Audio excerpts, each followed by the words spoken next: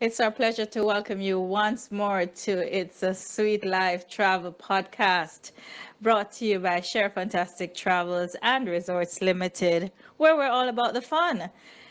It's truly not intentional, but we have been crossing paths with Jamaicans across the diaspora who have been making waves, who have been changing the lives of the persons they encounter. And it is such a privilege to get a chance to have a sit down with them and just to share a bit about their journey, what it's been like, and what has caused them to be distinctively who they are. And today, I have a wonderful young lady. Oh, I met her a few years ago. I think she'd rather I say a few years ago than many years ago. But whichever side we want to take it, that's fine. I knew her as Stephanie Fletcher. Now, she has added another name to her already distinguished name, but then there's so much more to her than this. I could start telling you stories about her singing career. Oh my goodness, as I think of her, the memories go all the way back. Precious Jewels, and oh goodness, her time with the Ministry of Health. I'm telling her story, and that's not my bit. But, ladies and gentlemen, I have the distinguished pleasure of welcoming my friend for many, many, many, many years, a Jamaican who now calls down under her home. And we're going to chit chat a little bit in this segment about her journey. Hey, Stephanie, welcome. How are you? Hi, Sharon. It's such a great pleasure to connect with you. I am doing very, very well. It's a pretty warm spring day here in Sydney, Australia. A little bit warmer than we would love it for this time of the year, but we are doing very good on this side of the world. This is just great. You know, the thing I love most about technology, Steph, the fact that we can be in two different places on two different sides of the equator. I think I'm in today and you're in my tomorrow. And we're doing this. So this is just absolutely great. So, where I'd like us to start talking about is your journey from, can we even start bamboo in St. Anne to Sydney, Australia? How can we do that in, just a few minutes? That might be exciting, but I just conjured up a memory that every time you return to Jamaica while still a student in Australia, and as a matter of fact, that very first time you were about to leave, you and I met up in Scotiabank. Not sure if you remember. And it just suddenly seemed to me that that was our meeting point, totally unplanned. But that's where I'd catch up with you long before technology became this good. And I was able to follow you live and know what you're up to. But those good old days, which wasn't so long ago, had us basically connecting on the go. But I was always fascinated about your desire to take yourself from the safety of home all the way to down under, totally far removed from everything that is normal Jamaican Caribbean. And you not only etched out a spot for yourself, but you have become a dynamo. Let's talk about this a little bit, eh? Oh, wow. Wow, wow, wow, wow. Sharon, you're just invoking such beautiful memories for me. And when I think about my journey, I have to laugh as you are saying, if I can tell you about my journey from home. It's been such an amazing journey in what is actually a significantly short period of time if we really look at it in terms of time. But it's also been just an amazing journey for me. I grew up in Bamboo, St. Anne, grew up in the church there, as you very well know, in the New Testament Church of God. And I left from Bamboo and went to the West Indies School of Public Health, where I had a scholarship to be trained as a public health inspector. In 1994, I started my training. For my internship, which would be my third year, I was sent to St. Mary. And that is actually how I ended up in St. Mary because of my internship as a public health inspector. When I graduated, my supervisor, now retired chief, Mr. Anthony Robbins, and I really hope he's listening. He's just my all time hero. Mr. Robbins said to me, "You are a young girl." I was only 21. I just turned 21. And he said to me, "Why don't you stay here? You are young and going back home, I don't think you will grow because you're going back home to live with mom and dad. Stay here in St. Mary and we will mentor you." Now, I'm not sure what Mr. Robbins saw in me at the time. I think I know what it is now, but at that time, I was so young. I'd never really lived away from my parents except for when I went to college. But this man actually saw something in me and recommended that, it was best if I lived away from home so that I could grow as an adult and develop responsibility. So when I graduated from the West Indies School of Public Health in 1997, they offered me a job in the St. Mary Health Department as a public health inspector, and I remained in Gale, where I was based for my internship. And incidentally, I actually lived in Gale for all of the years that I was in St. Mary until I left for Australia. Now, while working in St. Mary, by God's grace, I had the opportunity to do really well in my job. I really loved what I did, and those who know me will testify that I was quite passionate about my role. And so, I moved from St. Mary. I got promoted to work in the regional office in Ocho Rios. I was a food safety specialist for a couple months. And then I actually was privileged to get a consultation role in the Caribbean Epidemiology Center in Trinidad for about 6 months. And to be very honest, that 6 months in Trinidad is what really transformed my entire life. And I believe it was a strategic time. It was a very important point in my career, which put me on a trajectory for where I am today. So I did a short stint in Carrick. When I came back to Jamaica, I was told that the position of the regional environmental health officer was going to be made available because the person who was in the role was actually going overseas at the time. And I applied for the job and was successful.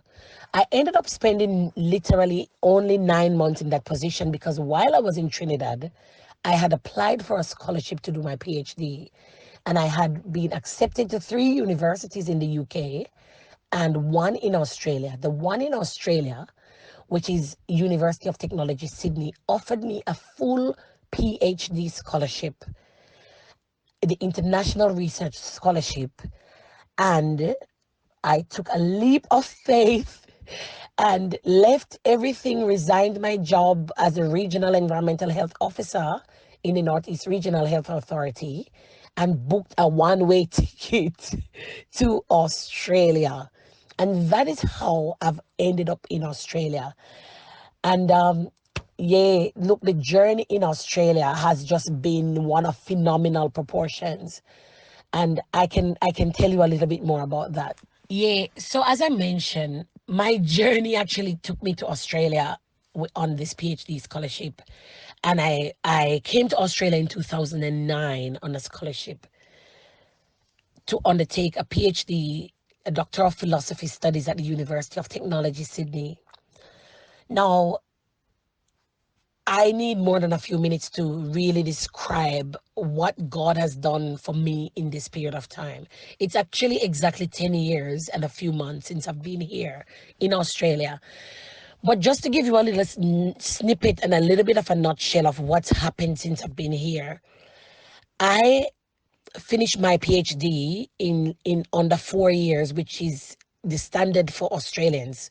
It's a 4 year course. And because my scholarship was 3 years, I forced myself and finished within my time, within the scholarship.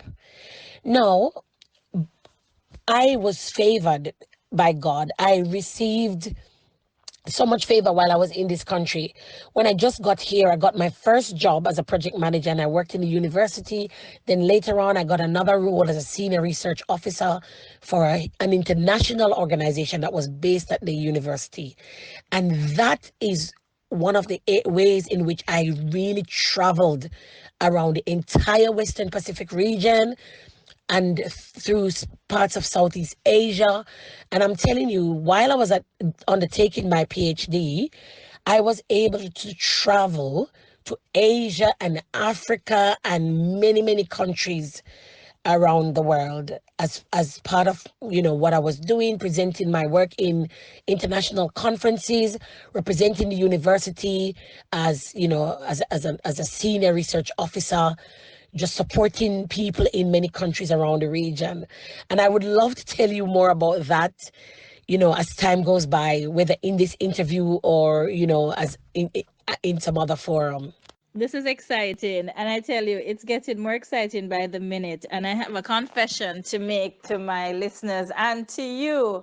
Um, this podcast began on the prompting of my son. Yes, that little baby boy you would have known prior to leaving Jamaica. And this fellow has become such a driving force behind me coming to the next level in my life. Now, it's very unusual, I think, for a full grown adult to accredit their further growth to a barely adult son, but such is my story. And so he has encouraged the podcast. He supports and compiles it, and he's a whiz kids behind the scenes. I'm the voice and he's the muscle, just so that you get it into perspective, right? So, nevertheless, he said to me, we need to ensure that this podcast has substance. So please don't rush the interviews. Persons need to be listening to it while they drive to work, while they're stuck in traffic. So this is not a sprint. This is a marathon. So take your time and do it well. So with that said, we do have a little time. I know your story is not one that will probably be wrapped up very easily, but as time allows and as we progress, we can see how it goes. But there's just so much to talk about. And you are such a magnificent woman of God, person. Oh gosh, I don't want to start showing it on you because then you're going to blush and that's going to be another thing altogether. But I'm so fascinated. There's so many things that I want to hear about. I'm not going to leave the travel out of it because we are a travel podcast and I'm getting all excited, but the journey still lingers. And so I want to talk a little bit about the sights and the scenes and the feelings, because having been an international student myself, there's some things that others who have not taken that journey won't quite understand. The leaving home, the being alone, the culture shock, the forming new friends and alliances, the incorporating yourself into a new culture, stepping outside of your comfort zone, trusting God, believing Him to open doors when you can't see beyond the tip of your nose, all of that. So I want you to take a moment and talk to us through that sort of experience. And then we'll move on to the fun part, the travel. Goodness gracious. Southeast Asia, oh my goodness. Let's start where, the journey had the emotional roller coaster happening. And then we'll get on to the other bit.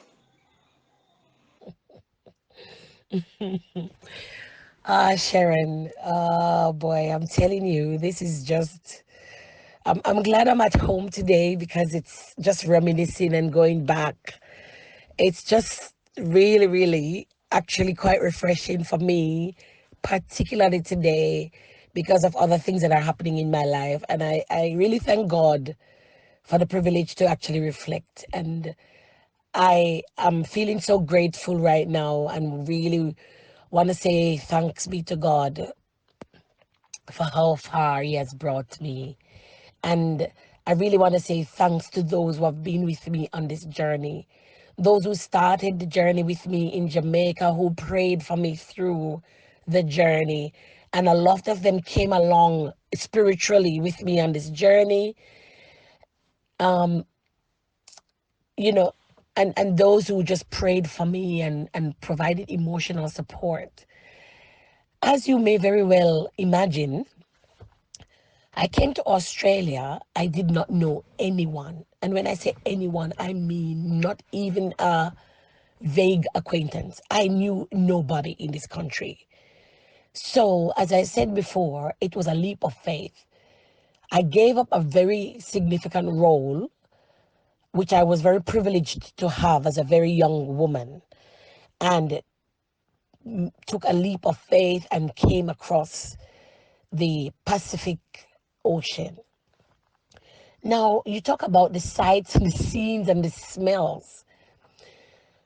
For me, I did not expect that coming to Australia would have given me the culture shock that I experienced when I got here, particularly because in the few years leading up to coming here, I had traveled a little bit in the region and in North America for work, and I'd been to a few international conferences. Part of my family lives in America, and so I'd been there a few times. And I thought, oh, this is easy. I've been to America. It was really easy. I didn't feel uncomfortable in any way, shape, or form. I arrived in Sydney in the middle of July 2009. And the first shock I had was the temperature. Now, mark you, I had tried to do a bit of research about, what to expect when I got here. I remember clearly looking at the climate and the temperature, but somehow or the other, I had not read the temperature correctly. And in the middle of July, in June, it's the middle of summer. Well, it was the middle of winter in Australia, in Sydney, and I came completely unprepared. So that was the first shock. I got here on a Friday morning. It was wet and freezing, and I'd lost my luggage in Los Angeles. And so I basically arrived with the clothes on my back and the little emergency kit that I always travel with in my carry-on luggage if I'm doing long distance. So the first shock was, of course, arriving in Sydney in winter and not realizing that it was winter.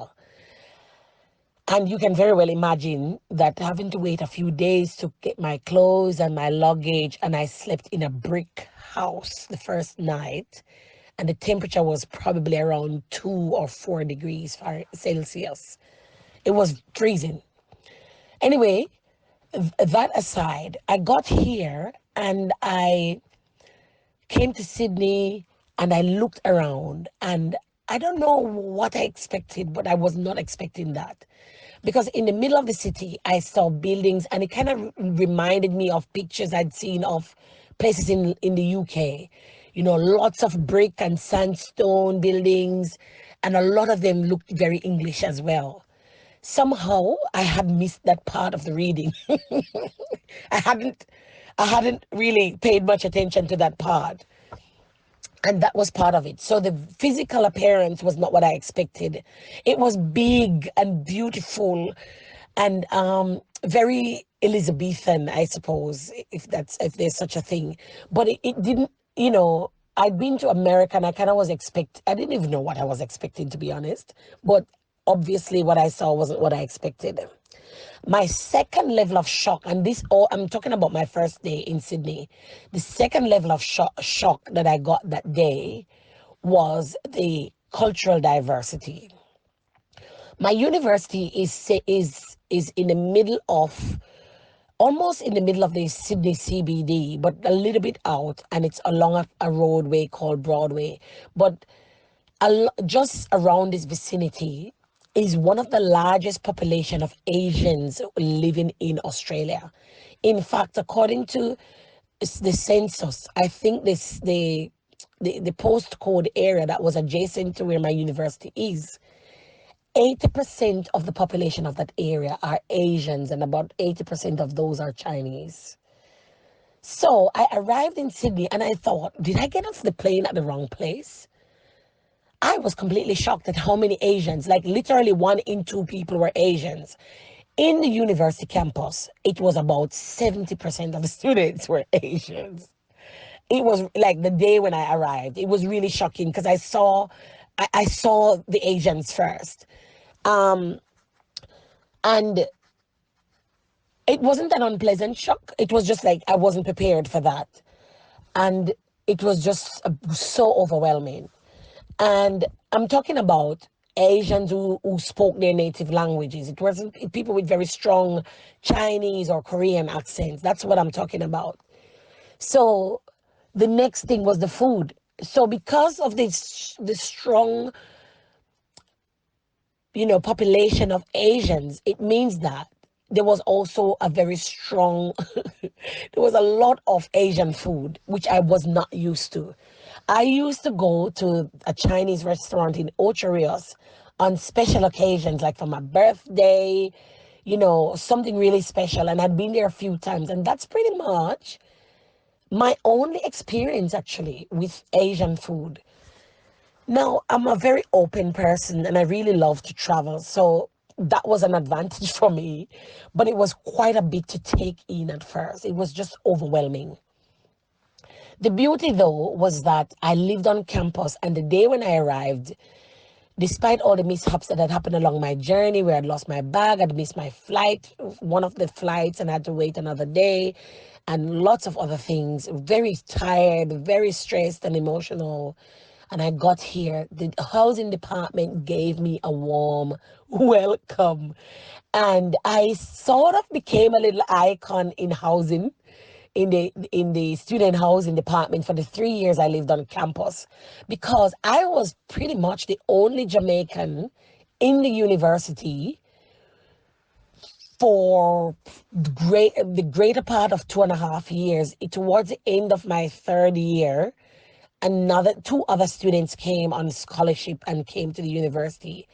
But I was the solitary Jamaican in house, and you know what? It came with a lot of accolades.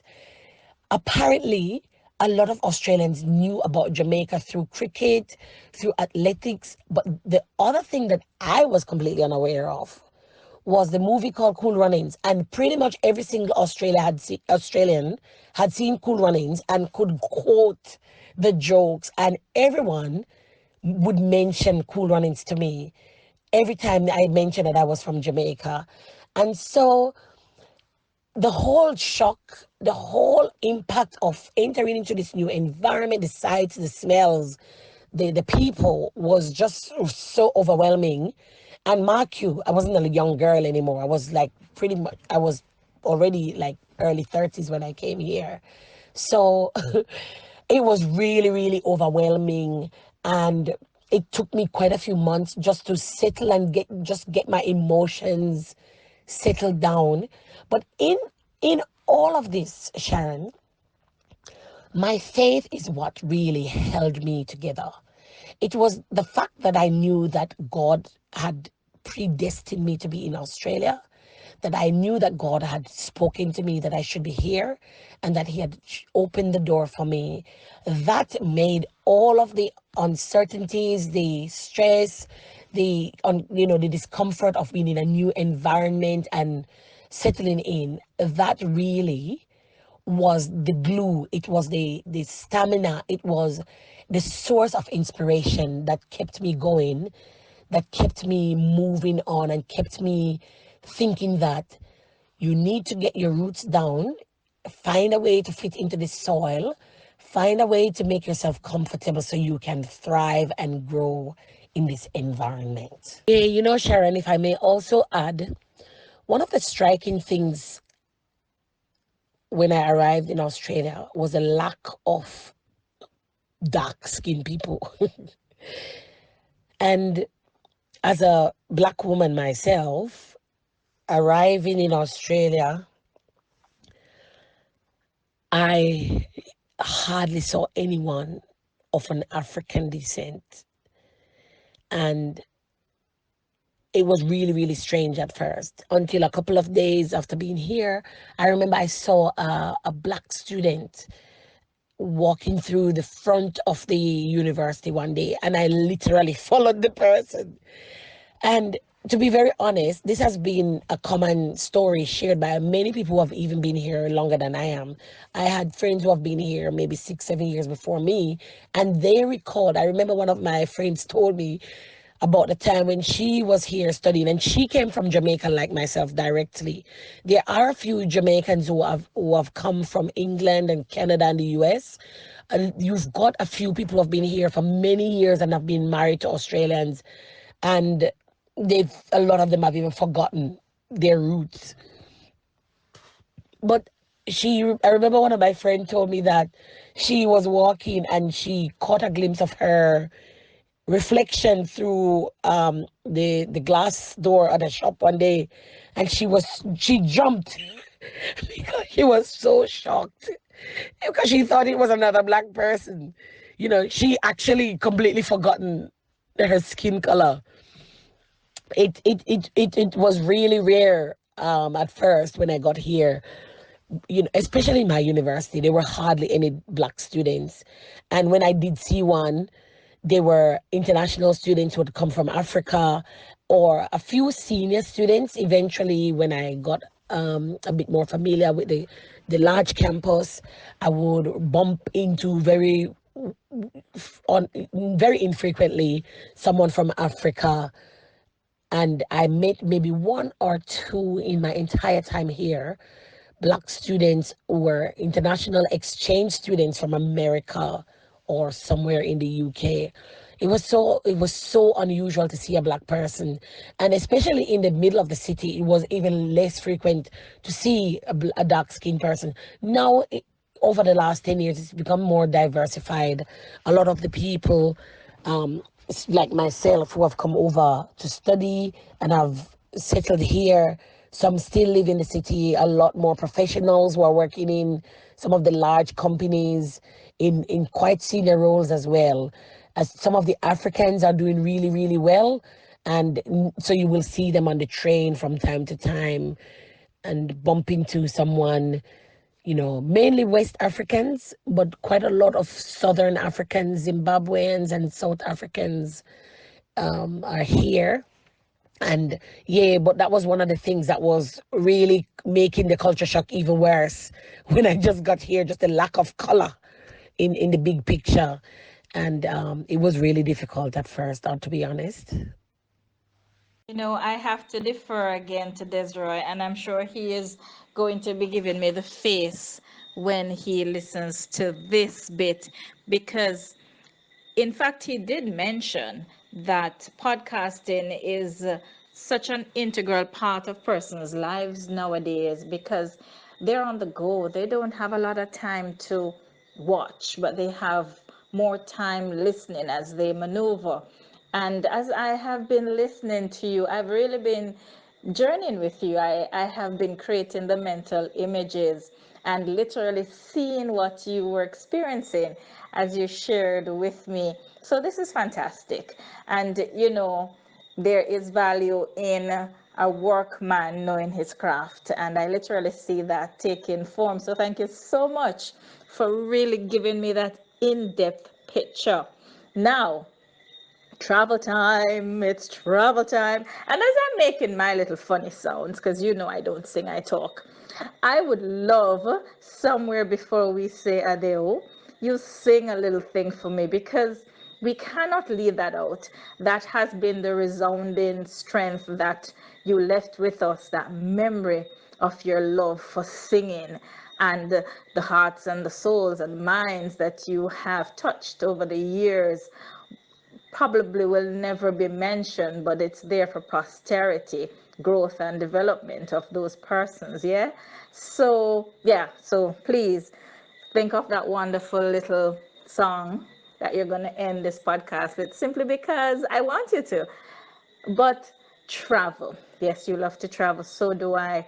You have seen more of the world than I have been privy to up to this point, and that's amazing because I now can live vicariously through your trips as I grow and build my repertoire, and as well help my clients as they see their bucket list trips come to life.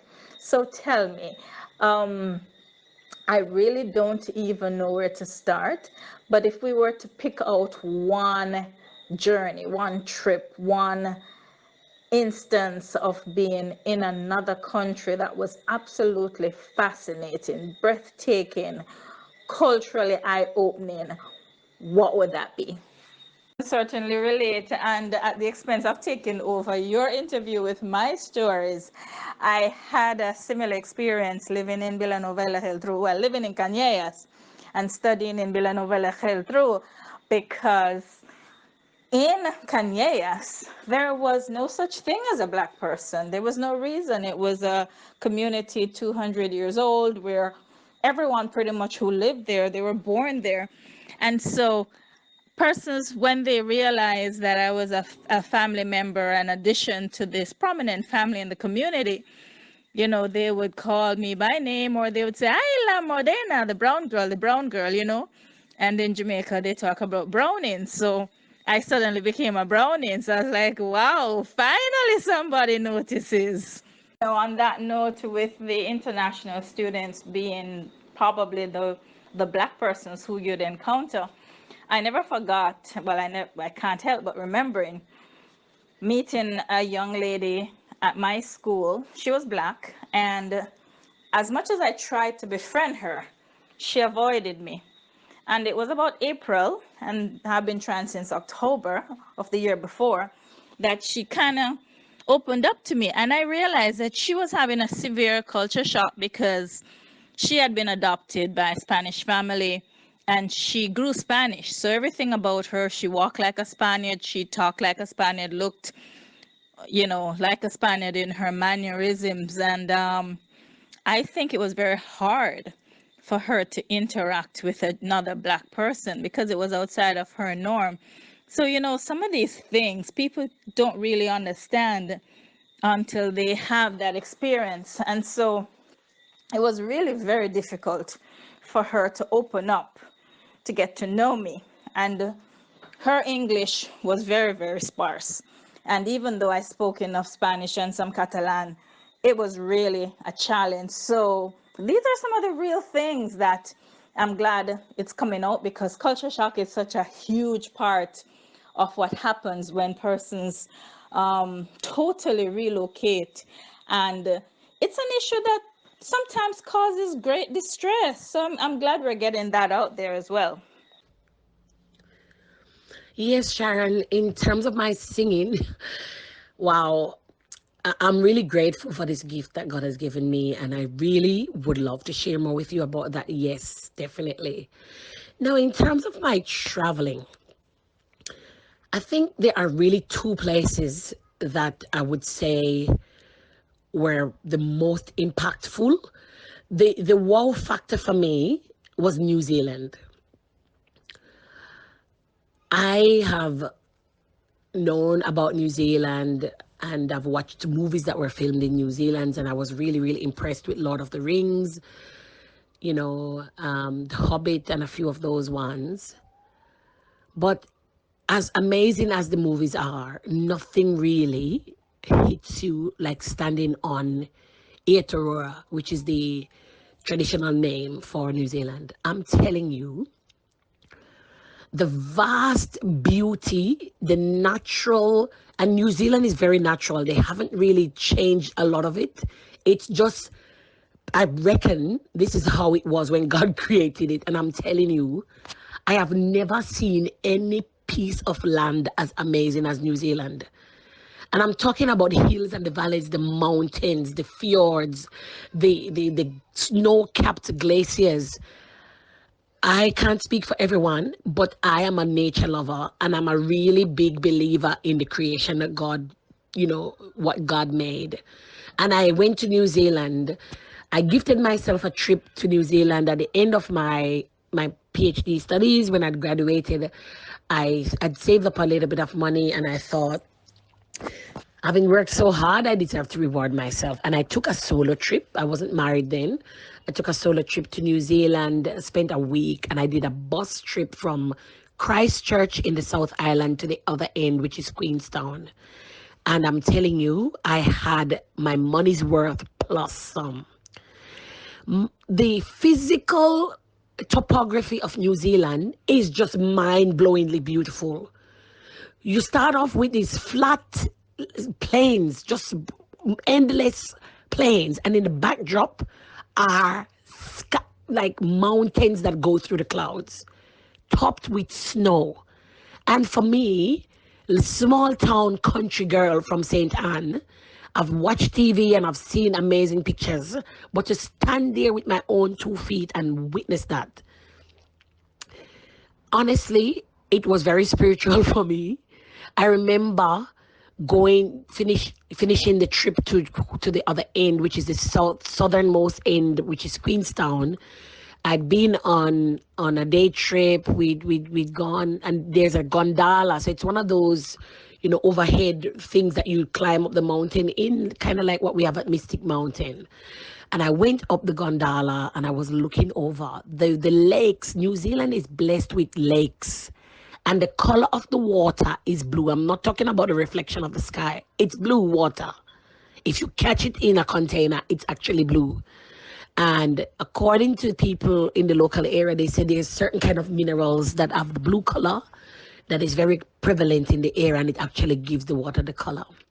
So apart from freezing lakes of blue water and just endless miles and miles of beautiful flowers, there are wildflowers that just grows along the roadside for just kilometers and kilometers, rolling along. And in the backdrop are these amazing high mountain. And I remember going up to the Fox Glacier, actually seeing the snow, the ice that had formed over decades and decades and become solid mass. And some of this ice that melted down was running down from the mountains. I'm talking like 2,000 to 3,000 feet, coming down, water just free falling for thousands of feet. And I'm not talking about a waterfalls like the big Grand Rapids. It's not that big. And you can see the water coming down in mist. And I'm telling you, I really felt like, gosh, this must be where it all started. I remember one time thinking, I wonder if this is what the Garden of Eden looked like. Just absolutely lush, amazing, beautiful landscape in every way, shape, and form. And I really felt like I was close to God when I was in New Zealand. I remember going up on the gondola to the top of the mountain where you can actually look out over Queenstown, and they've got a lookout area.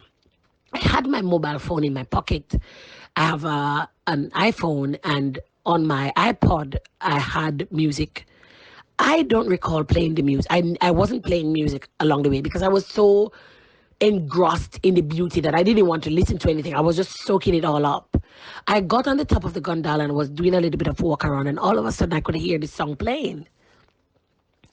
Indescribable, uncomparable. You take the star in the sky and you know them by name. You are amazing, God. And I was like, wow, that's weird. It's amazing that they're actually playing that song up here. But I kept looking around and I couldn't see where the sound was coming from. And after a couple of seconds, I actually focused and realized the music was coming out of my pocket. I took my phone out, and by some miraculous act, my phone had selected that song. I was not playing the song. I hadn't played the song, and I did not recall playing the song recently. My phone had somehow miraculously transferred what I was thinking and played it in my pocket on my iPod. It had gone into it.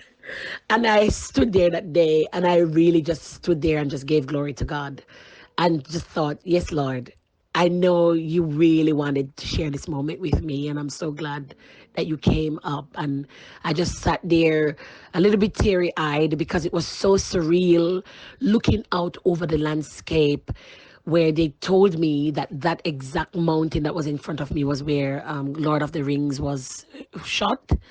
And I was just completely blown away by the sheer beauty of New Zealand. Now, my second most impactful, and it wasn't because of the beauty, it was just because of the impact of the place, was actually Hiroshima, Japan.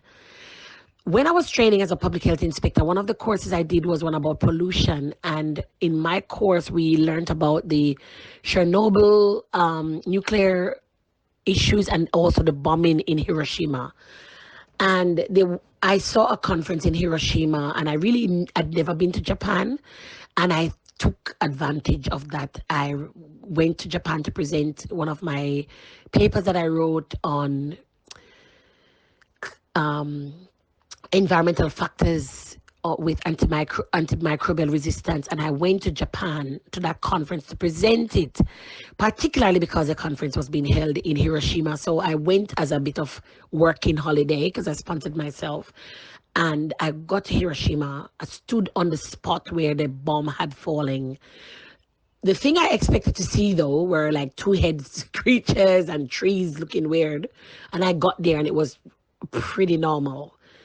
That was a big shock. But just to be standing on a place that had such a significance in world history and something I had studied about in university as a young woman in Jamaica many, many years before, it was pretty surreal. I went to the Peace Museum, which is now built on the location where the bomb had fallen, and just to look at the historical pictures, to hear the stories of what had happened, to see the last remaining survivors of the Hiroshima bomb on the side telling their story, and their grandchildren. Some of them had grandchildren who were there. It was just absolutely amazing. And I personally don't have a bucket list, but if I did have one, I would say Hiroshima would have been on the top of my bucket list as a place I wanted to go to. And I was able to achieve that.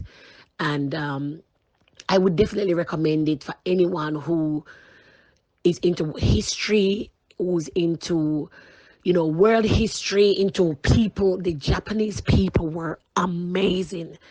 I think of all the countries I've been to, the most impactful word on me were actually the Japanese people. It was just phenomenal how graceful they were. So, well poised and just absolutely amazing, sweet, soft spoken, and very hospitable people.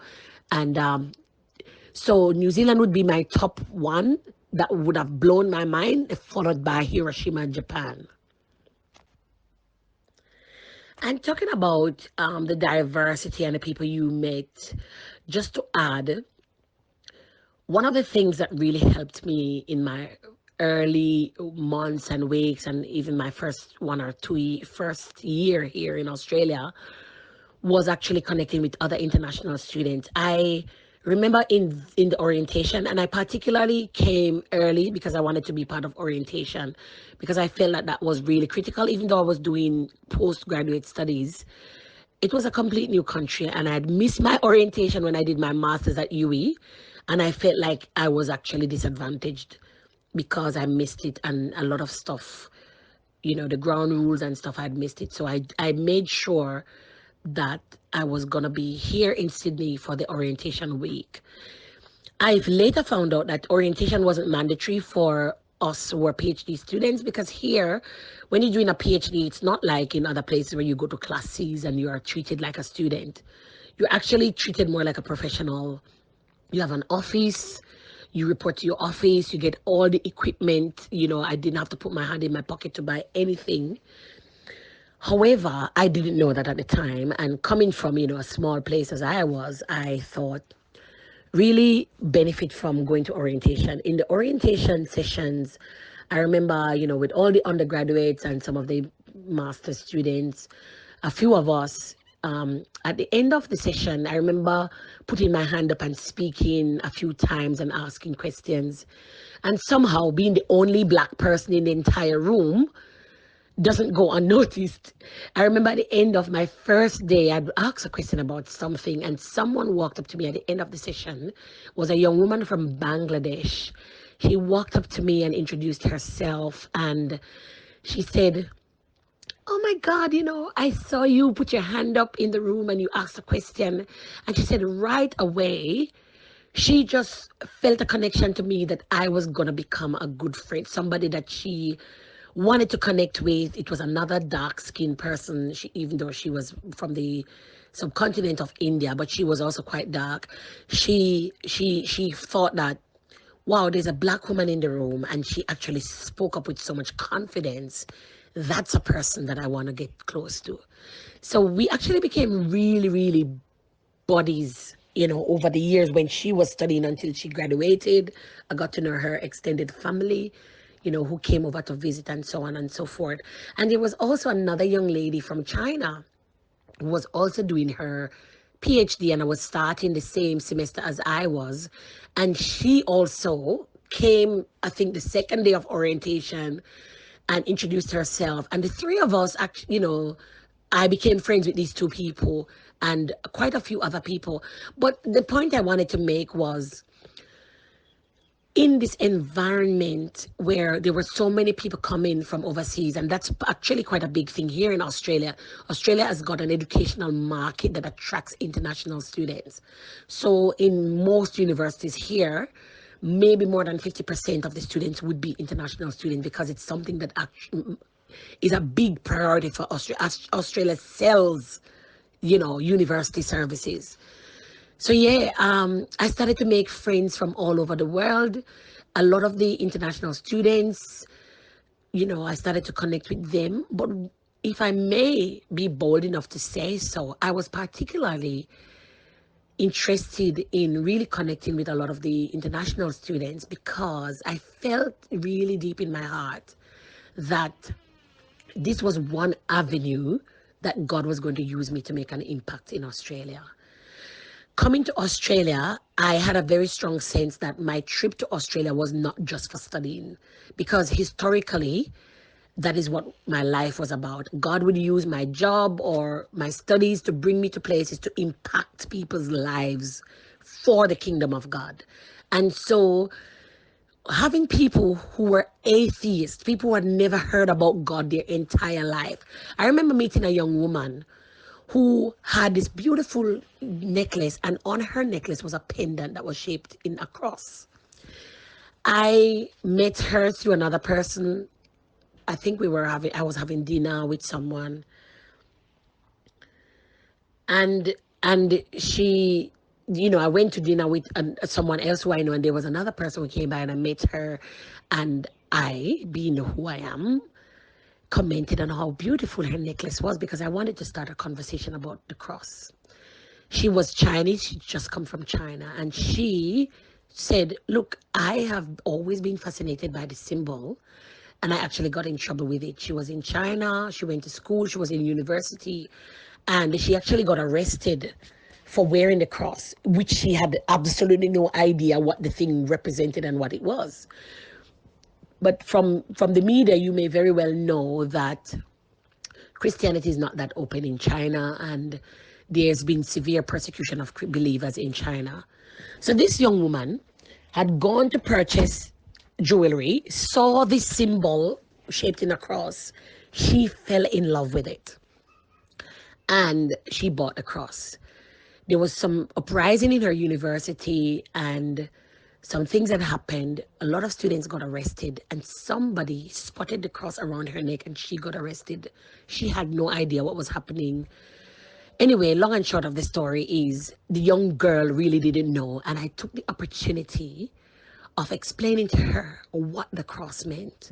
Because even after she had got in trouble for the cross, nobody had actually, there was no one to explain the the the the the, the the situation, or why exactly did you get in trouble for. Yes, it has to do with some kind of religious group that wears that thing, but she had never really investigated it much.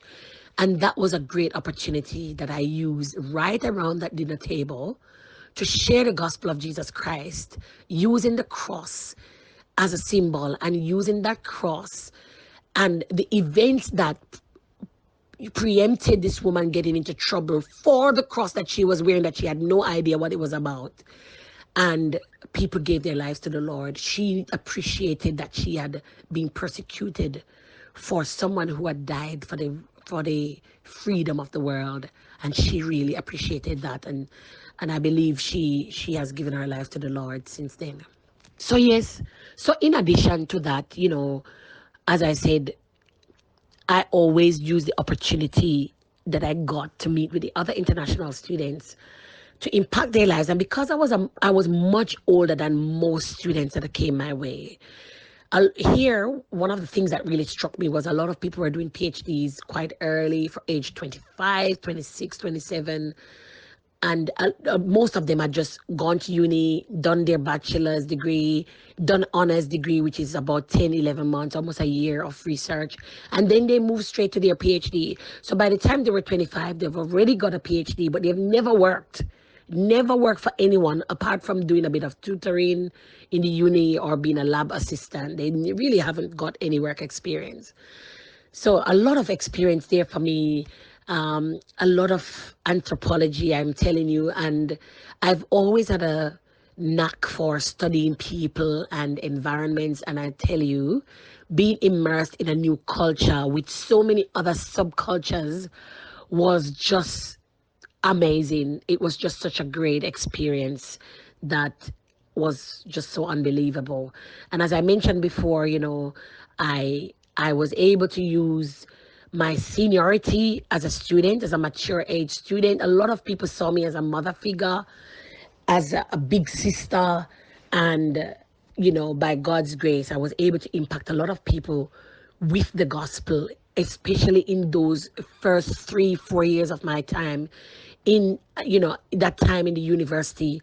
I eventually became a member of the university's Christian Association, and I was part of the international student body, which incidentally was formed for non-English speaking background students. I didn't know that. I joined it because I thought it was for international students. When I got there, they're like, "But you speak English." This group is for non-English speaking students. However, I felt a very strong urge in my heart at the time that that is where God wanted me to be. And you know, that's where I actually met the only other Jamaican in the university, and she was a Chinese girl who was born in Jamaica to Chinese parents, and they had moved to Australia. And everybody pretty much in the university knew Angel Chan, who was a soul Jamaican, but most people didn't know her background, that she actually was born in Jamaica, because she was actually full-blooded Chinese. But most people from the international student Christian group knew her because she actually served as a volunteer in that group. And, she's such a beautiful and amazing young woman. And yeah, just in a nutshell, that I just thought I would add a little bit more on that aspect of life here in Australia, in terms of the diversity and how that became a great tool and a great avenue for me to be an evangelist and a missionary. Yeah, so I am currently running this program on Down Under Radio, which is an online radio platform that you can access via TuneIn. And we also do a Facebook Live broadcast.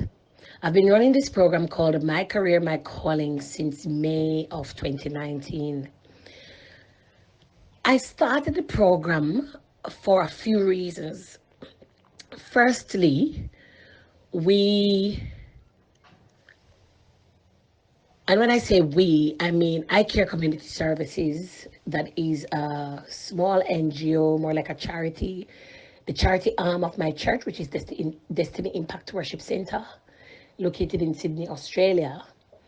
We have a few programs that we do to impact and encourage the community. One of them is what we call the Work for the Dole, which is a program in partnership with the government, where a lot of Australians are on welfare, and they actually consume a significant proportion of the annual budget. The government is trying to encourage people to get back to work and into gaining an income. So the government has partnered with many community organizations, different organizations, to help these people in terms of getting them work experience, to build their capacity to engage with people, to work as a team, to do more like light duties, administrative duties, things that gets them back out into the work environment, and basically to ease them back in. So through the church, we started that program. Later on, when the charity arm of the church was more established, we continued to work with this program. Personally, I have had quite a lot of people and inquire from me. They've come to me for advice about how to find jobs. I've heard so many stories about people who struggle to get in the workplace, and I'm particularly speaking about migrants now. So in addition to the Australians who are part of our work for the Dole program, I also encounter a significant proportion of migrants, and our church is maybe 95% made up of people who have come from overseas, the majority of whom are from the African diaspora. So, having this experience over a few years, the opportunity came for me to develop a program with the community organization.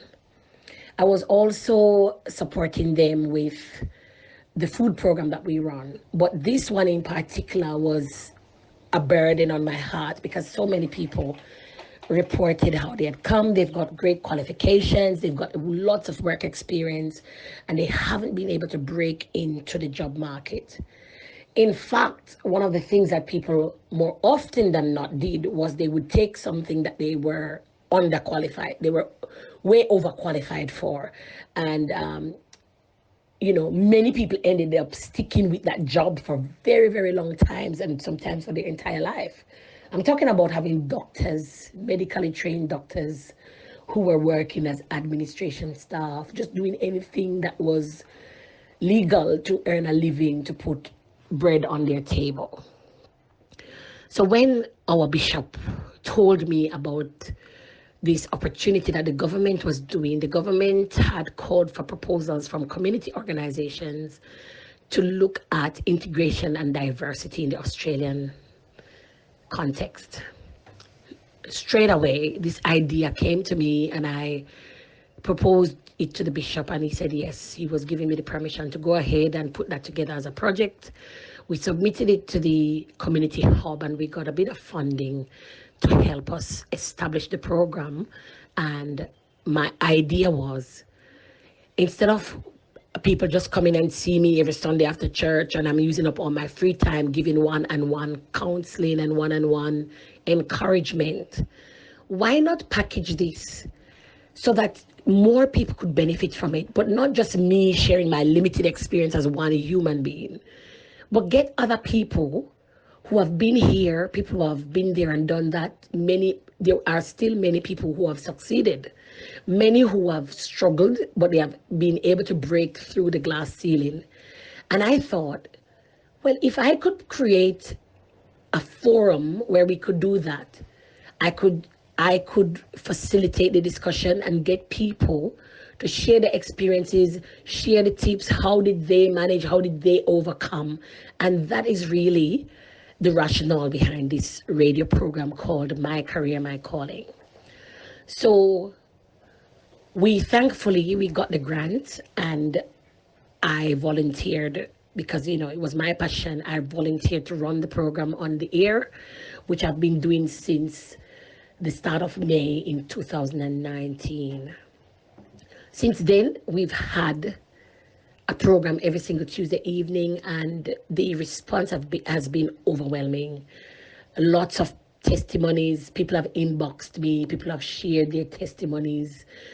I remember the other day I got this inbox message from someone. I have never met the person, and the person was just saying to me, they came across the live stream on Facebook, and they were so impacted. They just kind of accidentally came across it and they listened to it, and the person was completely, shocked and delighted at the same time.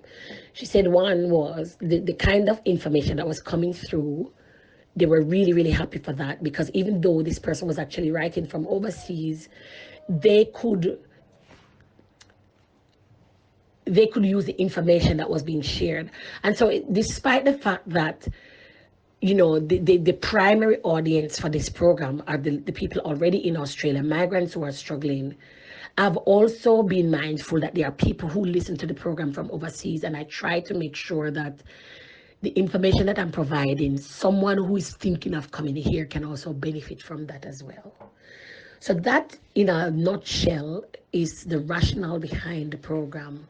And to be very honest, I personally have been blown away with the impact, the support. This is also another program where I feel like God just gave me this vision, and He just strategically positioned people to support me. I remember starting off thinking, well, every week I'm going to have to be doing a big research to provide information and come on the program. The first week I did it, I thought, oh my God, I'm going to die. I'm going to die after a few weeks. I'm going to just burn out doing this. It's really, I thought it was a bit boring. And then I said, Lord, what can I do to make this more meaningful and to get people to connect with it? And the Holy Spirit just spoke to me and said, you need to get other people involved, get the community involved, because that is really where your heart is. And that is when I started to reach out to the community. And more often than not, God would send somebody to say, oh, I've seen your program and I feel like I've got something to share, or I feel like, I could help you in this way. And a lot of the speakers have approached me. I've also, you know, thought about who do I need to bring on, and the Lord would just say, I need you to bring this person on. And this has happened consistently since the last 5 months since I've started the program. And I'm not blowing my own trumpet, but I believe that from if I could say I've done anything that is particularly successful, I would call this program a big success. And it's only been 5 months. We've already exceeded all the targets that we set for this program for the year in the first 5 months. And I believe that the Department of Home Affairs will be quite proud of the work that we've done. As part of the project that I designed, I also designed a 1 day seminar where I got professionals from different walks of life to come in and share their stories, and to basically run a workshop to build people's capacity. And that was just a roaring success as well.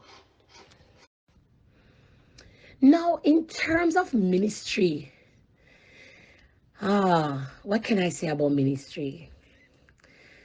Every time I look back at myself, and sometimes people refer to me as Pastor Steph or Minister, I often find it really hard to even relate to the title. From an early stage in my life, I never ever wanted to become a pastor. I love my singing, and I will sing anywhere. I when I've got a microphone in my hand and I'm singing a song, I feel invincible, literally, because it doesn't, even though, yes, I still get nerves when I go on the stage to sing,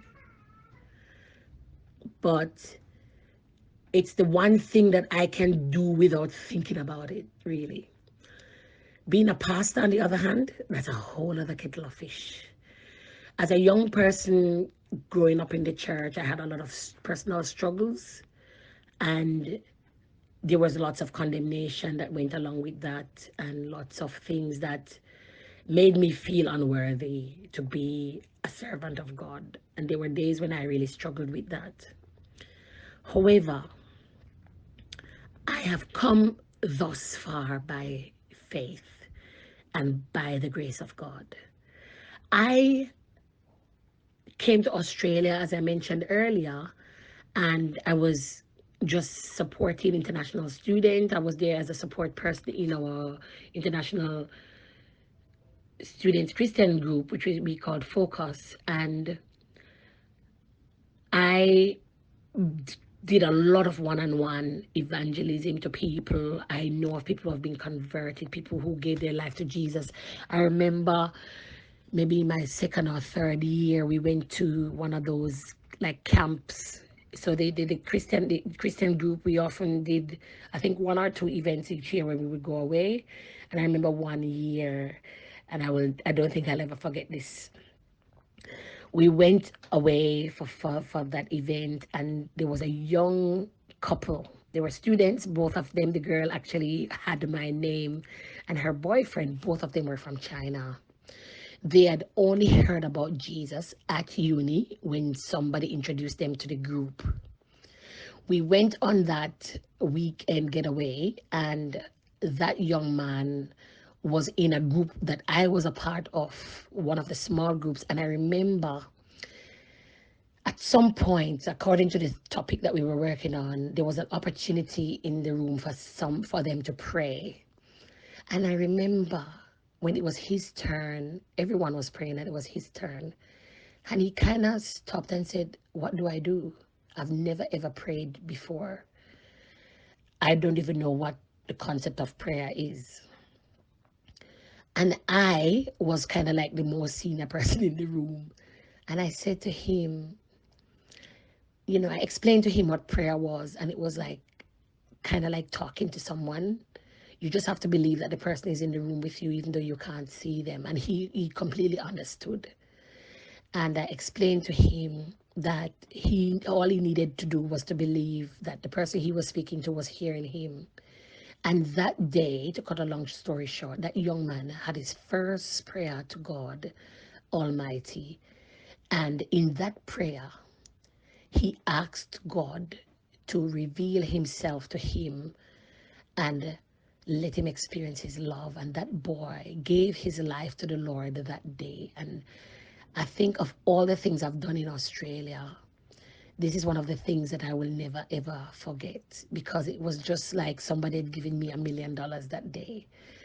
And I can tell you a lot more stories like that one, how God has used me to impact other young Christians from non-English speaking backgrounds, people who had struggles with their walk with God. Some were aware of God, some grew up in Christian or Catholic families, but they had never had an encounter with the Lord. Some of them had never confessed Jesus Christ as Lord. And so throughout my years as a student, especially in the earlier years, that's what I did. But as I progressed in my studies and time became a bit more precious, and I was also working, I moved away from that group and was a lot more active in my local congregation. Now, talking about local congregation, that's a whole other story by itself. So, when I just got to Australia, I didn't know anything about churches. As I searched for the New Testament church, and the information was very sketchy, and I couldn't find one. And the one that I saw online was nowhere near close to where I was living. And as a student, it would be really difficult to travel that far. The only other thing, though, that my younger brother, had introduced me to Hillsong worship. And I had got quite a few of their albums of him before I came here. And he told me, when you go to Sydney, make sure you look up Hillsong, because he was a big fan of Hillsong. I personally had not been much aware of Hillsong before my brother introduced me to the music.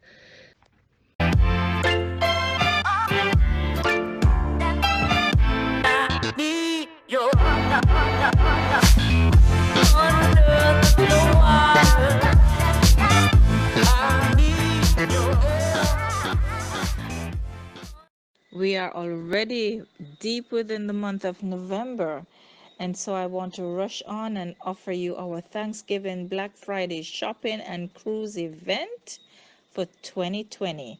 This will depart Montego Bay, also Kingston, but our fares and packages are geared to departures from Montego Bay. This will be on Thursday, November 26, 2020, and it includes 2 nights accommodations in Miami, transfers to the Port of Miami, and sailing on the MSC Meraviglia. This will depart on the 26th of November, and returns on December 8th. So you will leave Montego Bay on the 26th. You'll have 2 nights, and that's over the Black Friday for shopping. On Saturday, we will board our MSC Meraviglia floating hotel and experience 7 nights of wonder. Now, our cost includes Club Mobay, the departure and the arrival service, transfers. In all, we will have 4 nights hotel. We'll have 2 nights post and 2 nights pre. Shopping trip, of course, to a famous location within the Miami area for Black Friday shopping and sightseeing on the Biscayne Bay, of course, a Millionaire's Row, no doubt. And prices are per person based on double occupancy. Our clients have been clamoring for the yacht club, and so for the first time, we're building the yacht club into the pricing. This is all butler service, all suites, private dining, private key card access, all inclusive sailing. The yacht club in a Y1, Y2 or a Y3 cabin. Our starting price, though, on that all inclusive is $7,989. The Aurora Spa, this is stunning, and all the suites that are on the spa deck have access to the spa, hydrotherapy, Himalayan spa, all of the spa amenities are available for our clients who choose the Aurora Spa, starting at $5,720. Remember, these prices are inclusive of your area hotel, your shopping trip. Of course, you're spending, but we're taking you there. It's a full package, so you have those two pristine type accommodations to take advantage of. For the other persons who are not yet in the lap of luxury and not really thinking that this needs to be where they start, we've got the balconies, and our balcony package starts at $3,089. Our ocean view package starts at $2,789, and our inside cabins start at $2,500. Prices are per person based on double occupancy, and this offer is good for the entire month of November. Once you have made your choice, you have made your deposit, it's $200 per person. You will be confirmed on the package, and you will be given additional information to make further payments to secure this particular week and all the fun that goes with it. Now, for this itinerary on the MSC Meraviglia departing November 29th from the port of Miami, it will go to Ocho Rios. So, of course, my strong suggestion for that Black Friday shopping spree, you know what to do when you get to Ocho Rios. I'm just saying. I would disembark. I would take a few things off my floating hotel.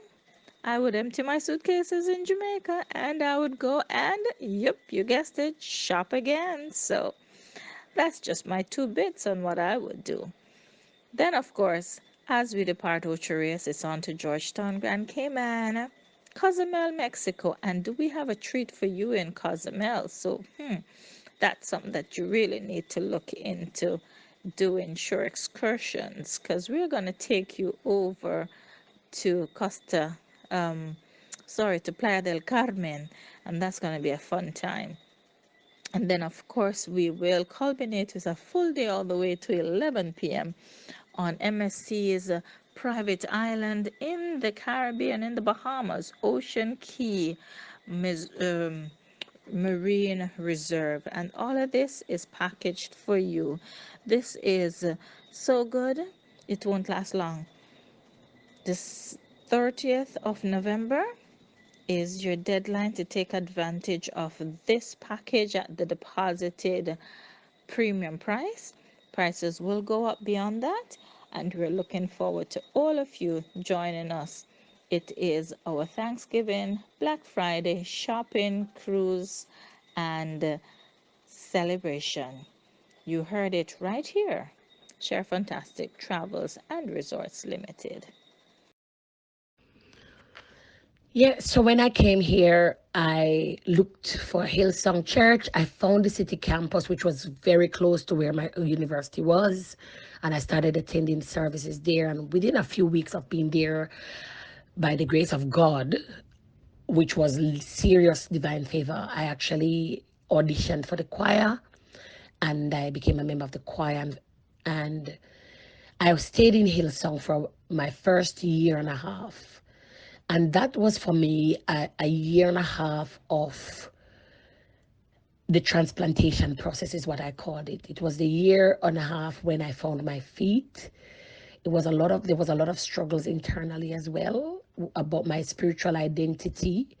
Not about my faith, but it's about like who was I as an individual in God, in terms of now I'm not under the banner that I've lived under my entire life, and what were my foundational beliefs that I would live by. And so being at Hillsong was a time for me to really get deep in the word and to get really deeper in my devotional life.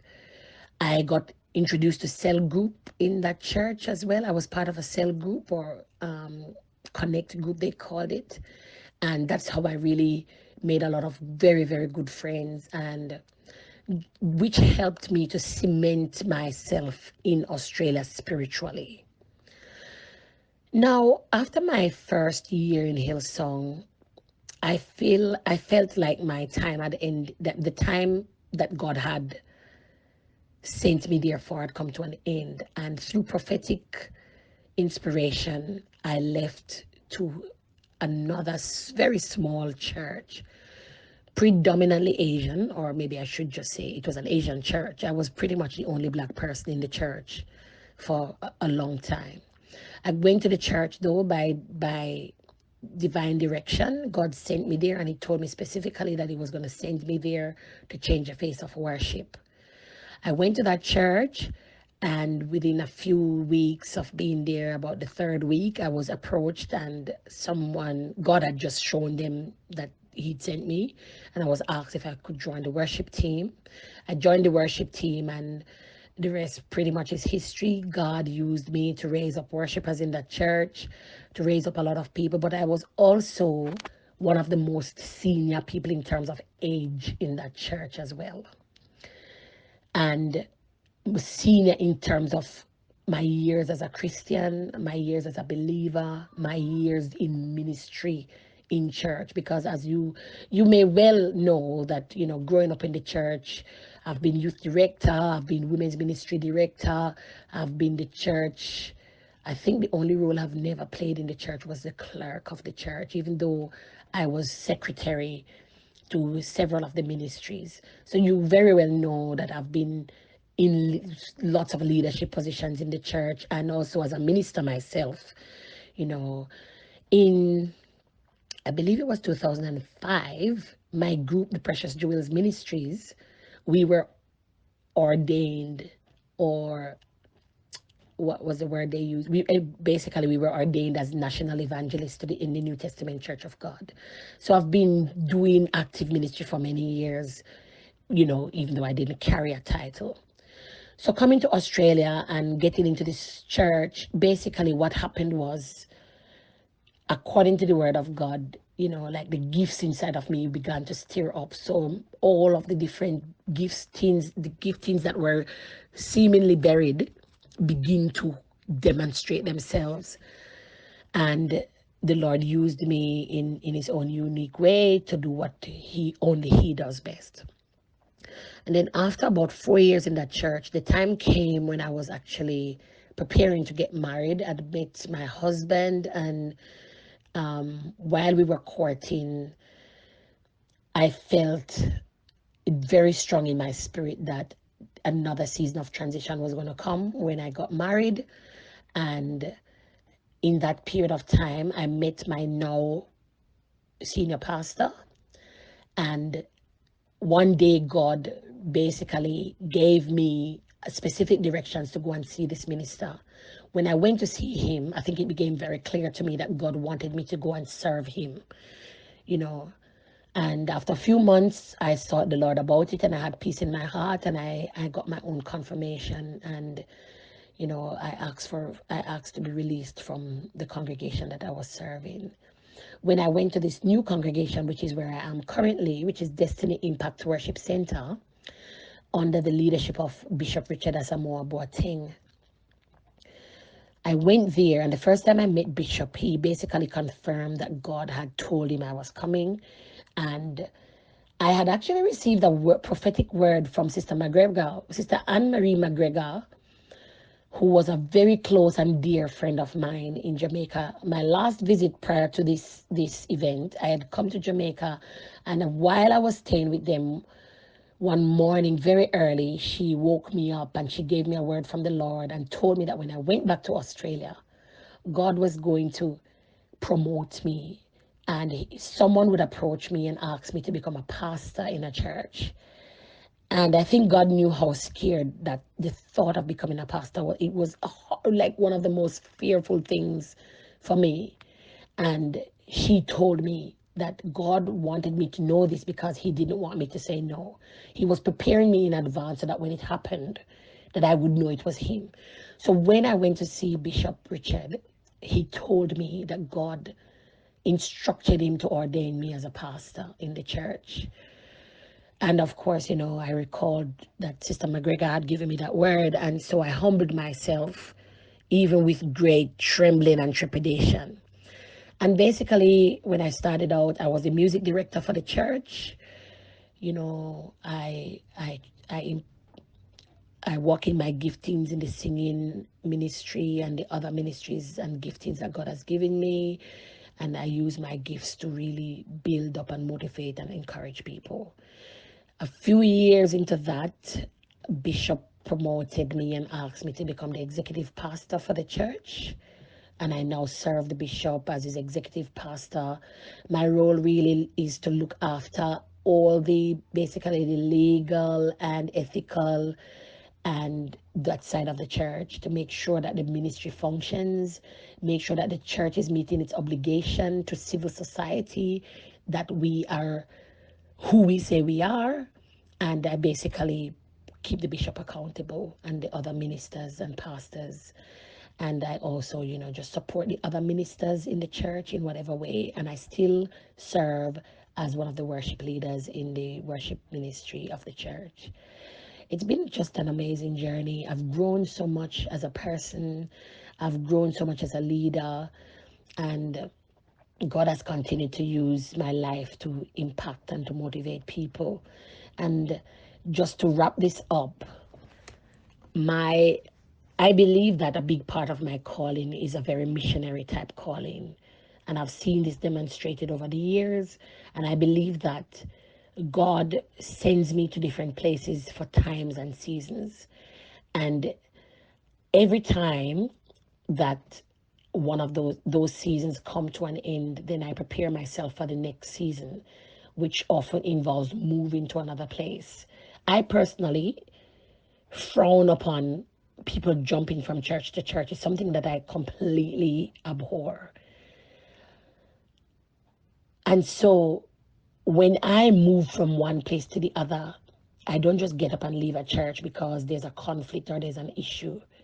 I will not leave a church unless God gives me specific instructions, because I don't like moving. And so in times when I actually move, I have to be really directed by the Holy Spirit, and get confirmation, and to be really sure that this is God saying it is time to move on. And I usually embrace this as part of my missionary calling, that God uses me to just empower people from different place to place.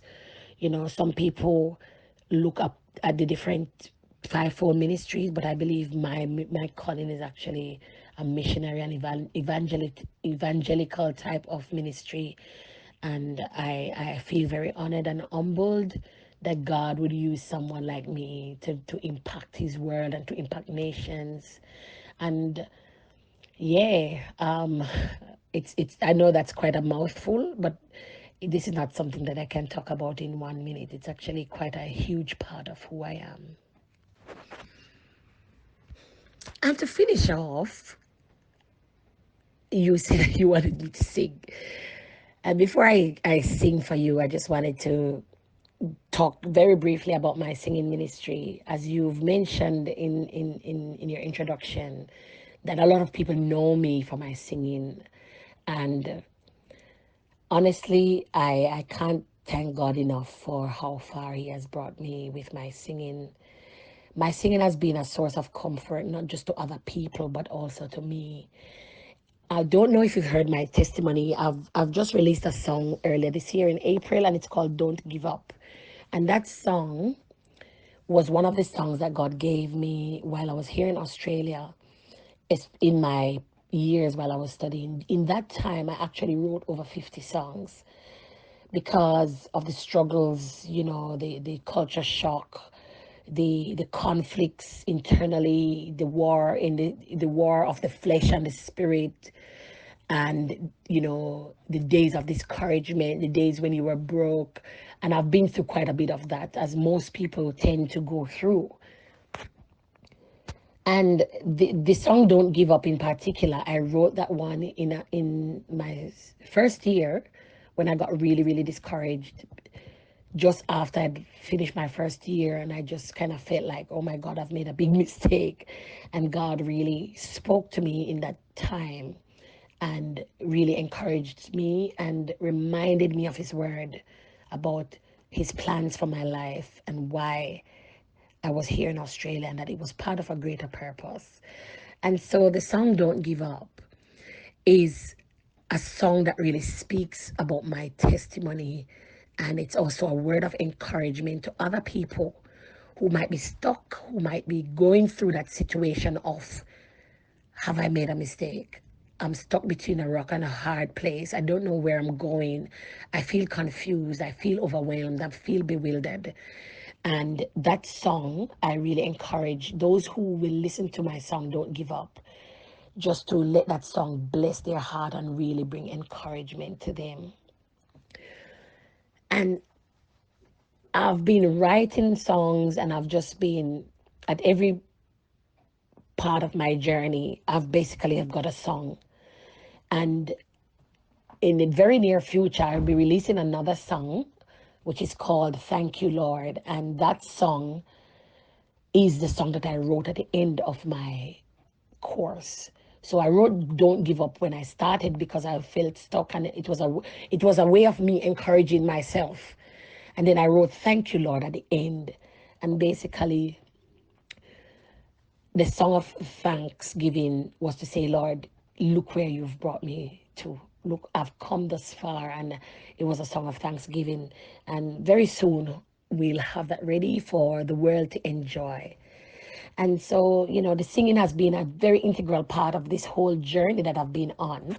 And before I sing, one of the greatest enjoyments I've had is that wherever I've been to, my voice has gone with me, and I've taken my singing with me to the king's palace. Wherever I go, I take that music with me, and God has given me the privilege to sing before, you know, great men and great women, and my voice has really taken me places.